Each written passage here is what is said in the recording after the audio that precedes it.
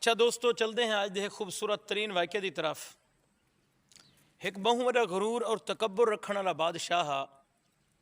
کدیں بھی وہ کہیں کو ہاتھ نہ ملے نہ اندر اندر اتنا انا پرستی، غرور، تکبر، بے حیائی، اوم ہر چیز۔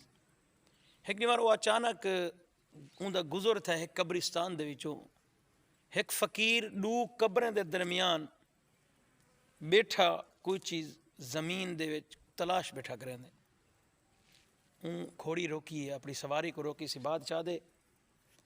ادے اللہ دا نیک بان ہے تھا کیا بیٹھا کریں دی ادھا بیٹھے انہیں دو قبریں دے وچوں ایک بادشاہ دی قبر ہے، وقت دا بادشاہ ایک انہا نوکر ہا جرا ان دی نوکری کریں دا ہر ٹائم ان دی تابعداری کریں دا اپنے بادشاہ دی۔ میں ہوں کو پتہ کہنی بادشاہ دی قبر کہہ رہی ہے تے نوکر دی قبر کہہ رہی ہے، لہٰذا اللہ دا نیک بانا تو بادشاہ ہی تے کو پتہ ہو سی بادشاہ دی قبر کہہ رہی ہے تے نوکر ان دی قبر کہہ رہی ہے، یہ تو رسے ہاں جدن بادشاہ نے ڈٹھے کہ قبران ڈوہیں ہکو رنگیاں اتے قبران برابر ہیں، مٹی جا لے پیا ہویاں قبران یا مطلب اتے پتھر ہیں ڈوہیں قبریں دے اتے پتھر لاتھن تھے۔ اون ٹائم پرانا دور ہاں کوئی نہ ہی کہنا لکھے کھڑے ہاں۔ بادشاہ دے اللہ دا نیک بانا کرہا پتہ ہے او قبر تے او قبر ہن تے ہکو رنگیاں ڈوہیں قبران۔ ان بادشاہ کہہ ہے وزیر نوکر کہہ ہے ان تو میں نہیں بوجھ سکدا پیا۔ ان اللہ دے نیک بانے ہے کہ بادشاہ دے دے پی اے دنیا دے ہوتے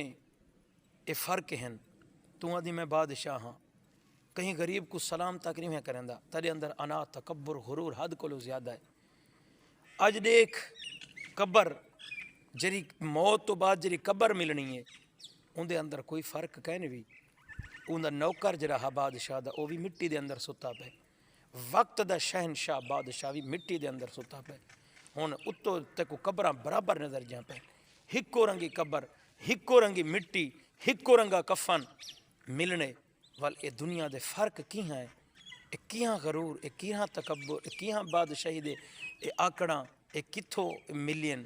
بادشاہ کو پتہ لگے کوئی نیک بندہ ہاں نے نصیحت کی سی، اون دیوار تو بعد توبہ کی سی،